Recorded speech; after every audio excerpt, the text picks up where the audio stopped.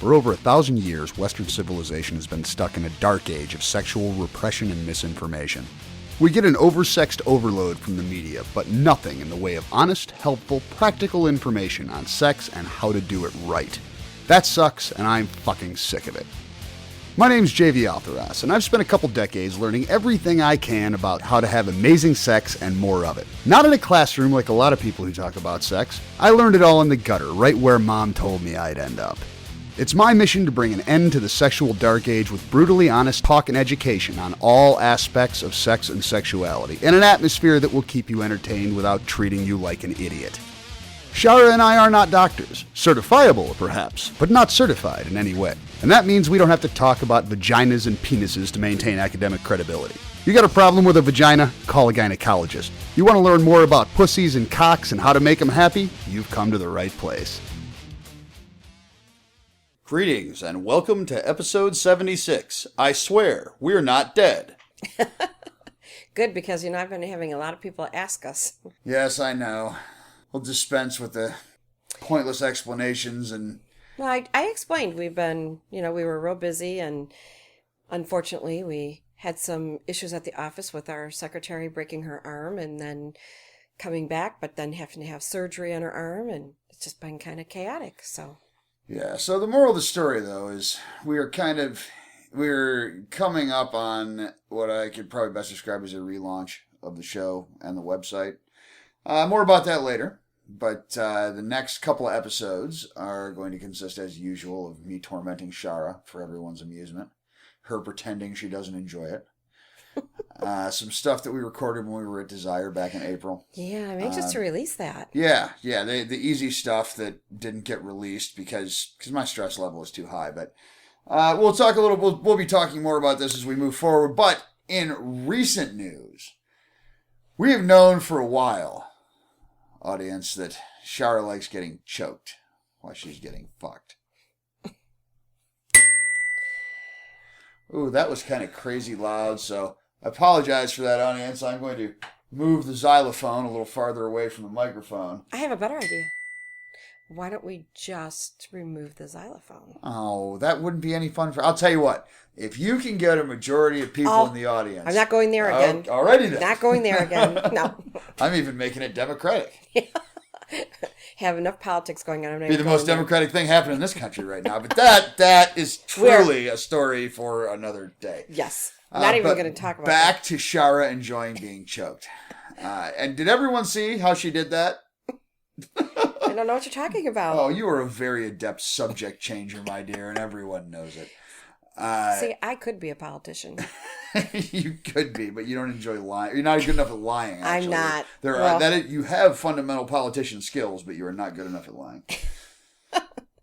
But you are a great subject changer. So, I do want to say... And for those who may not remember, because it's been a while, I ring the xylophone when Shara fails miserably at controlling a blush, which she does pretty frequently. Isn't it good that I don't have to wear makeup? But I do want to say... Yes. That, our next trip to Desire is not that far away. No, it is not. It is in November. There are still some rooms.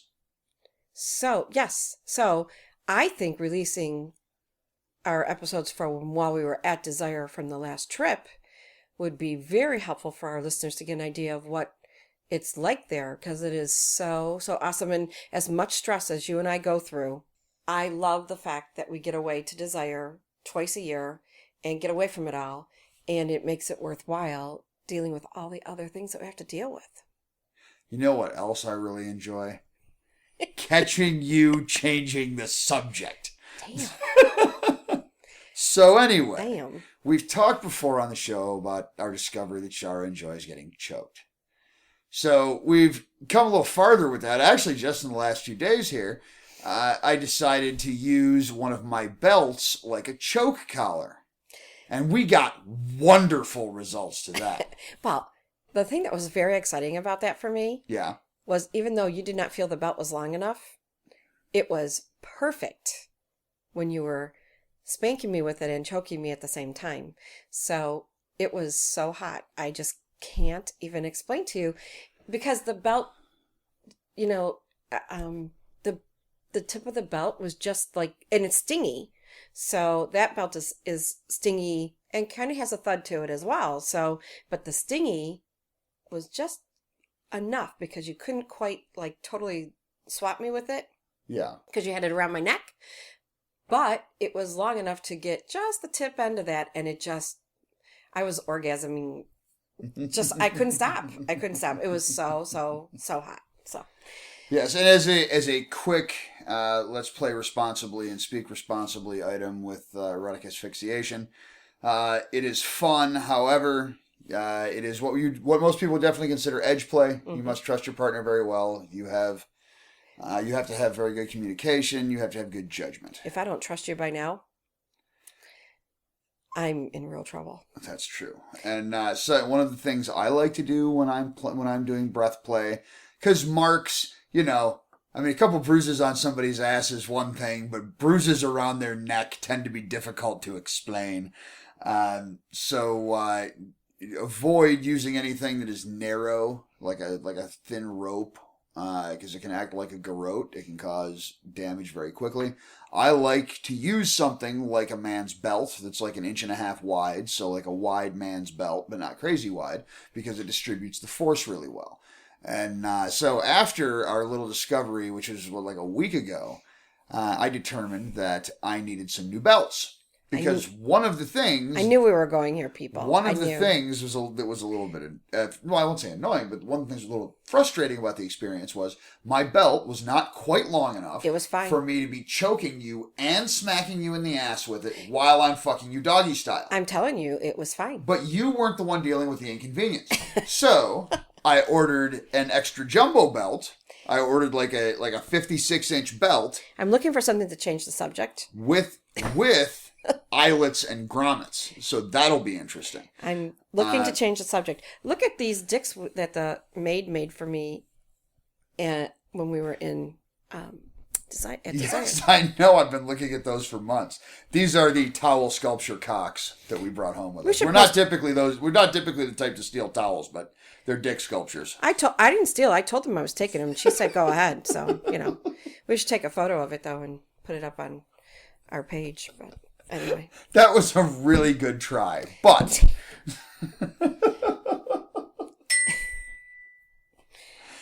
Okay, I just want the listeners to know. In talking about the belts with Shara, yes, she's raising her hand, asking for permission to speak. So I just want the listeners to know that I know that there is a question coming that I have been avoiding for days, and I just really don't want the question to come out right now. So. I'm trying to change the subject quickly because I really. But now we're finally recording a new episode of the podcast, so you're trapped. I feel very trapped. And to get on with it, at least try to get on with it. I'm going to postpone that as long as. So I'm talking about the new belts. One of the features I really like on a belt to choke somebody with, which I haven't owned for a while, is a roller buckle. So when you're not using the eyelets or the tongue and you just have it tightened all the way like a choke collar, the rollers on the buckle make it slide a lot easier, and it makes it a lot easier mostly to release tension. So when you release tension on it, it loosens up around the submissive's neck more smoothly and more fully. So Shara just finished wiping dust off the desk with her fingers to avoid looking at me. I'm a little OCD, that's all. So, just a little. I got 2 belts, one of them with grommets, one of them without. Roller buckles, which will be good times. But when I was talking to Shara about it, when I'm sitting on the couch with my laptop about to place the order, I say, I'm ordering us some new belts. And she says, and this is very notable to me, and seems like an out-of-place comment, those are your belts. Essentially putting in bright flashing lights that it is important to her that the belts be mine, and the belts that she is getting choked and beaten with while she's getting fucked. it is important to her that those belts be mine and not ours. So, Shara, why don't you tell us all about why it is so important for the belts to be mine and not ours? First, I would like to say that, when we're at Desire and Francine has been there and Ginger has been there, we use the comment, throw me under the bus. And it's a joke between us a little bit. It's not just as at Desire. It is. So I definitely feel like I'm being thrown under the bus. And when Ginger and Prof are doing their podcast, I often hear the mix of the ice cube with the drink. And I could really use that right now. That's all I'm saying. Okay. So I'm not going to get out of this. You are not. So. And you could have avoided this by just having the conversation with me in the first place. I didn't want to. But that is not the path that you chose. I didn't want to. Okay.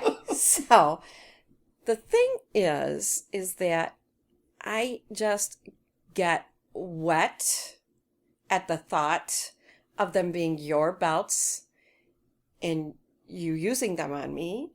And so if there are belts, I just don't feel as strongly about them being used on me as if they were just your belts. I feel like that's half an answer.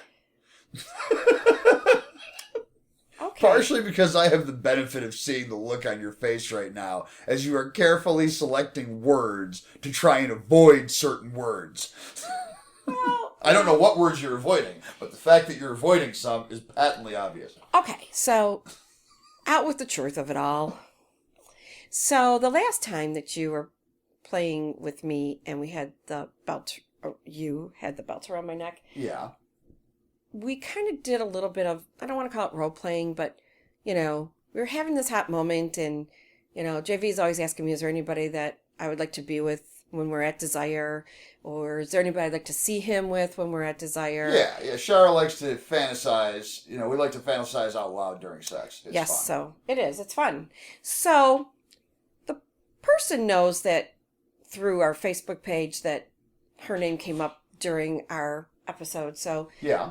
Sometimes, like, when you talked about the belts, I kind of envisioned you having the new belt around my neck while we had the third person with us. Oh. And you were telling me as your submissive what to do and. Well, that would be at least a third person then. Correct. But It's that third person that we talked about during that moment that kind of came into my head real fast. Right. And it's partially your fault because, it is. It's just partially your fault. Because I am a purveyor of filth and villainy? Exactly. Thank you. I wasn't always this way, So. Oh, I just helped refine you. You were always this way. I just told you it was okay. I really need that drink now, I think. But. Okay, so that was it. But see, still, I don't see how necessarily the belt being my property makes that situation any different. It does because it's like you brought the belt out when we played the other day. Right. And I didn't know that you were bringing the belt out. And so when it's our belt, when it's something is ours, I know where it is. Like some of our toys, I know where they all are. Okay. But the belt, I never really know where it is. Okay. So when we're having a little bit of discussion or role playing or whatever, I like the idea that the belt comes out of nowhere. And so if they're ours, I feel a responsibility to know where those items are, because if you said, hey, go get the flogger, or go get this flogger or go get that flogger, I know exactly where they are. So why did you make me work so hard to drag that interesting yet entirely mundane answer out of you? Because the fact is that I don't like to admit some of that stuff. And so I don't want to admit it, Well, I feel like I've been robbed now. Why do you feel you've been robbed? I thought the answer to that question was going to be way more interesting than that. This is a procedural issue, for fuck's sake. I just want everybody to know that One of our cats is sitting here looking at us and meowing because she's not buying it either. But I thought I sold it pretty good, and I would like to know from the audience if they bought it or not. Because I had to sell something quick. So how did I do? Well, I think I feel like you probably did finally get around to the truth. I just feel like I had to work way too hard for it, and I'm not sure how I feel about that. Well, why don't you let me know when the belts come in, after you pull them out and test them on me. I'll let you know. Then you can let me know how you feel about it. Okay. How does that sound? That sounds fine. Okay. So now can we talk about desire or, Well, we've already been rambling on for about 15 minutes. Okay. So we have, after a very brief break, and a word from our sponsors, who thankfully are still supporting us because they have faith in us and they are awesome. We will go right into one of the listener mail questions that we recorded while we were down at Desire with Ginger and Prof.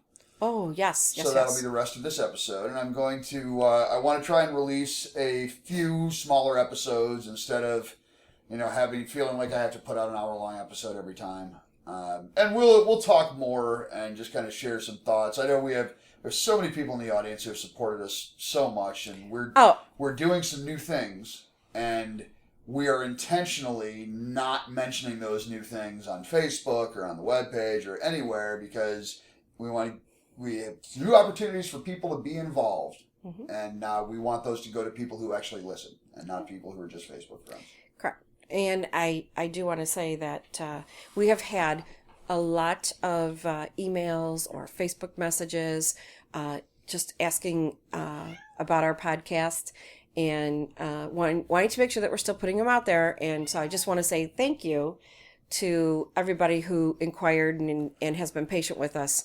And I want to thank you, JV, for always making sure that we get our sex on, because it has been so hot lately that, I just cannot even explain how hot it has been. Well, we got to work on getting one of the girls to work you over with a strap on when we're down at Desire next time. That's one of those things that even at Desire sometimes comes together and sometimes doesn't, because there are lots of girls down there who bring strap-ons, but it's not necessarily always the party they want to have. So on any given night. So. Well, there's always a party happening at Desire. That's true. But I'm happy just getting away from it all and getting to be with a group of people that are absolutely positively fantastic, and they just, it's just, I can't even explain it to people. If there's one thing I ever suggest on here too many times, is if they can save the money to go at least one time, it's unbelievable what it does to your relationship because of the people that you meet. But also, it's one of those things that when you watch on TV and the couple say to each other, "Oh, this has been like a dream come true," it really is one of those things that it just puts you in like a place where you've never been before.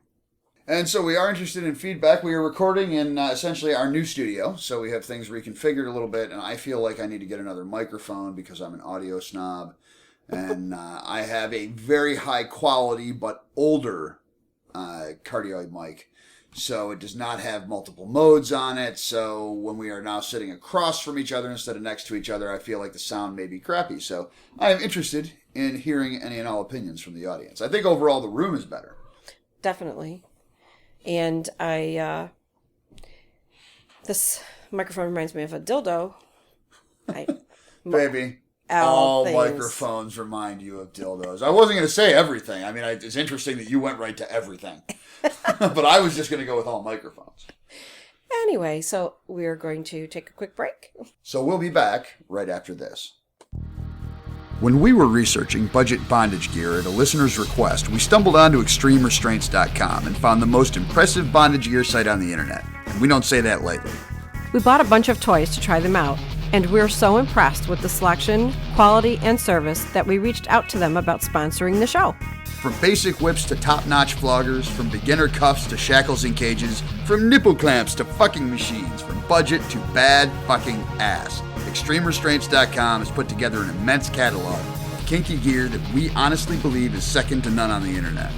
And not only do they offer a free gift and 99-cent toys for new customers, plain brown wrapper shipping, and free shipping on orders over $119, they'll give you 10% off if you enter the promo code ESDA at checkout. And that's not 10% off on your first order. It's 10% off every order, forever, as long as you enter the code. Because they're awesome and they support this show. You can listen to episode 70 for more details, or just check out extremerestraints.com, use the promo code ESDA, and get your kink on. So joining us today here in the Lap of Paradise are Ginger and the Prof from the Intellectual Foreplay and Sex on the Swing Set podcast. Hi, guys. Hello. Hi. So fun to be swinging in paradise again with you. It is. It is amazing. It's an appropriate place to take on a quick swing-related listener question. Okay. So this comes from WC in Missouri. He says, my wife and I have been married for 9 months and been in the swinging lifestyle for about 5 years. We've been to several parties and clubs, but no real success in the pickup department. We are a bi couple and like to talk with new people and flirt. The problem is we've been rejected so many times and in some very cruel ways.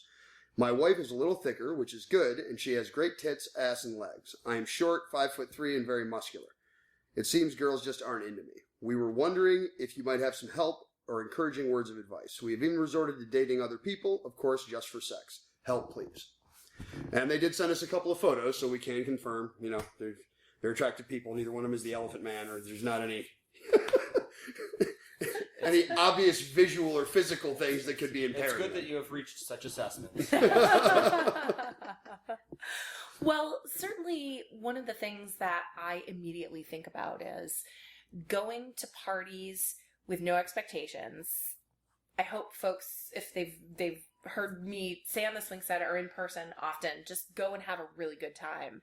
And it sounds to me, in this case, there are certainly some expectations, and sometimes tempering those by planning on going to a party and just having fun.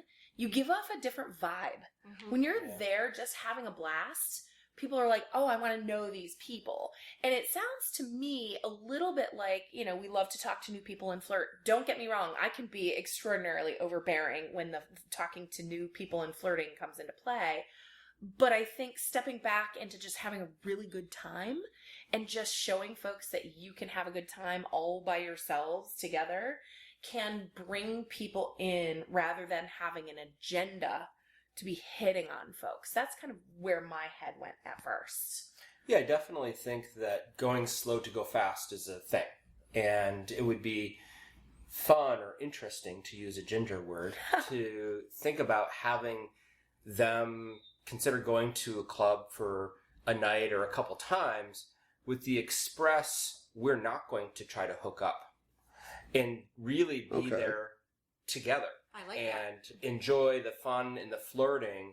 But even if, this is the tough part, like even if it's that time, it's like, no thanks, we're here together tonight. And as Ginger's saying, get some practice and experience in having that level of connection. Because I think she's exactly right. The light shows differently when you're just enjoying each other. And we also have an expression, which we've used in other shows. There's no consolation prize. So while we're all in this to be able to share experiences and have other things, the idea of going home with your partner need not be something that is a disappointment. And I think that's an important thing to put out there. Mm-hmm. Great point. The question that I would have, or I guess the piece that feels like a little bit of a disconnect around maybe some of the expectations question, but having the, we like to do this, but when it comes time to actually make the negotiation around, hey, we're having fun flirting with you, X, Y, or do you want to do X, Y, or Z? And I think that becomes maybe part of where they need to also do some skill building. Okay. It doesn't suggest or really indicate what they're asking for. And my experience is there's something out there for everybody. Right. You talk about being in this place, and there are all sorts of people of all different body types and sizes having all sorts of fun. And I can confirm that because they do it in public. Right. So And we watch. this Exactly. and we watch. And so this isn't about, only the people in one certain body type or idea that they're the only ones that get laid. There's always somebody out there. Right. And I can appreciate that, when you've been rejected a lot of times, and particularly if you've been rejected in a very negative or nasty way. I mean, first of all, I could go to a place where I'm like, okay, don't ever go back to that kind of club. Exactly. Yeah. Because of all of the places that we've been to, we've been rejected. I've been rejected, but never in a nasty way. And so at the very core of it, you start to wonder, what kind of club is this? And is this a place that you want to frequent? That's a good point. It is. I mean, it is always our first reaction to blame ourselves for rejection. Mm-hmm. Whether it's looking for a job or Yeah. trying to make a connection with a potential playmate, we always blame ourselves first. But it is good to take a step back. And they put themselves back out there again, which is, I think a lot of kudos to say we've been rejected in nasty ways, and it's been very repeated. But it still kind of comes back to, what are you asking for? Are you doing that in a way that is respectful? And again, I don't want to suggest that they're not, but kind of re-examining that. What are we looking for? What are we asking for? They mentioned that they're both bi. We know and have talked in the past about bi men having issues in the lifestyle. Yeah, there is in our group, we tend to sometimes, forget about things that are not a factor in our group. Right. Mm-hmm. So, especially the November group here at Desire.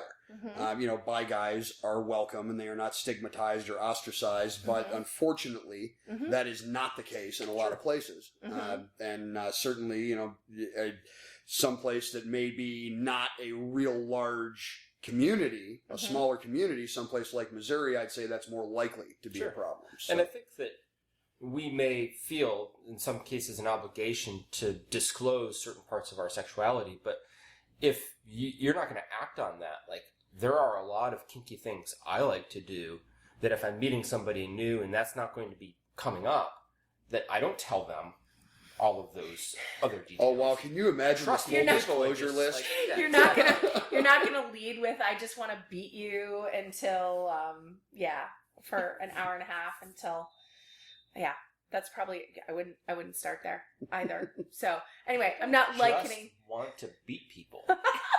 I deliberately and consensually beat people. Right. But I don't just want to beat them. Okay. Right. Yes, exactly. So I'm saying you're not going to lead with a particular practice that might not be everyone's taste. Right. Well, for example, ease into that. The couple in the bed next to you, she was saying, how did she say it about being terrified? Oh, yeah, that was one of the other couples that travels with us. Sometimes you get to know another couple and you realize if you ever played together, one group or one couple would be terrified and the other would be disappointed. So, Somebody's going to be disappointed, somebody's going to be terrified. Exactly. So there's an element to circle back to this particular question of rejection sometimes is a good thing in the sense of people are noticing that you might not be a match. So whether it's, wanting to engage in a bisexual way and people aren't into that, or wanting to engage in a, BDSM practice, people aren't into that thinking of at least the polite rejection as okay, we're not going to land in a sexual experience that's not going to work for the four of us or whomever is doing the negotiation.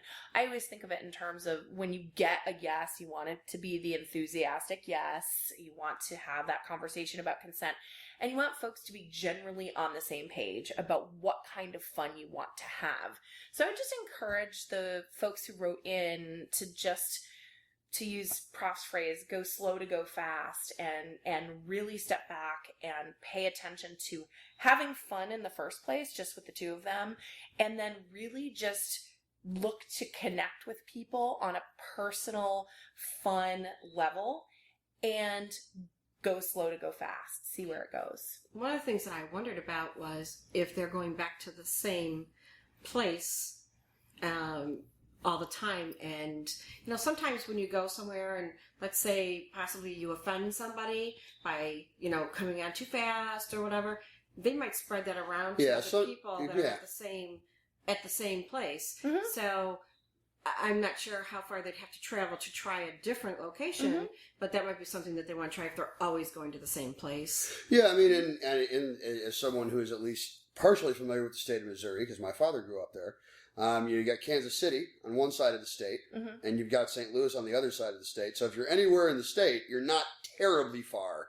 Even if you have to go to a larger community, you've got both of those large communities that are kind of bookending the state east and west. So, if they're trying St. Louis, go try Kansas City. You may just find, it may just be a matter of finding the right club, like you were saying. Someplace that's a little more open to new people. Well, it's a chance too to start over, kind of. And do what you guys had recommended, start slow and just go out with no expectations. And what works, do more of that. Like, it sounds like they have fun. Like, the flirting and the socializing doesn't sound like that's a problem for them. Right. And so that's awesome. And then I think that, not to go to what JV said, because I agree, we can take things on ourselves when Ginger's point is, hey, if it's not a match, as hard as the rejection may be, or as repeated as they may be, that's better than a subpar sexual experience, or right. So, that's a good thing in a way if we kind of think about through a different light. But it's also an opportunity to mix up. What are we asking for? How are we asking for it? When are we asking for it? All of those kinds of things to kind of figure out, hey, what works? How can we continue the connection that we generated from fun conversation and flirting into a mutually satisfying sexual encounter, whatever that might look like. And there's some value to being coy as well. Being less available, being out in public, having a good time will naturally draw people in. They see you having fun and they want to have some fun too, and it's just kind of the way we socialize as humans. So absolutely, being less available is not always a bad thing, especially if you're in someplace new. Or, saying tonight, we're just going to be soft swap tonight. Yeah. If we play at all, we're just going to do soft swap. We're really just kind of here for the weekend, enjoying ourselves and wanting to come check the club out. And I respect them, kind of filling in and sending pictures around body types and appearance. Again, I'll just come back to me, that is the lowest thing on the list as it relates to why people don't hook up. Well, it's wasted energy to kvetch about how your body feel good in your body, feel strong, feel sexy as best you can. We are the height we are the weight we are to a certain extent. We have certain hair color and certain skin type and certain blah, blah, blah.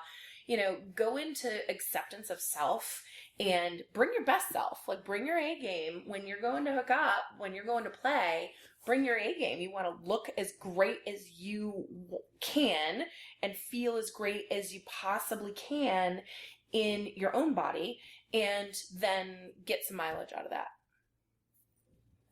You got anything else to say, Shara? No, I think it's pretty well covered. Yeah, I think we've pretty much covered it. Cool. Well, thank you for joining us for this question. Anytime you want us to answer a question, just bring us to Desire. I appreciate you being that flexible. I will keep that in mind. Yeah, it works for me. So that's it for this episode, and we get to sign off for the first time from the new studio. Yay. Yay. Yes, much more comfortable. Much. And it's much more fun sitting straight across from you. It is. I can put my legs in between yours. And I have decided that our old outro is boring and needs to be redone. So we're not going to read the old outro this time. We're just going to say, here we are. We love you guys. Thank you for your continued support. And you will hear from us again very, very soon. Very, very soon.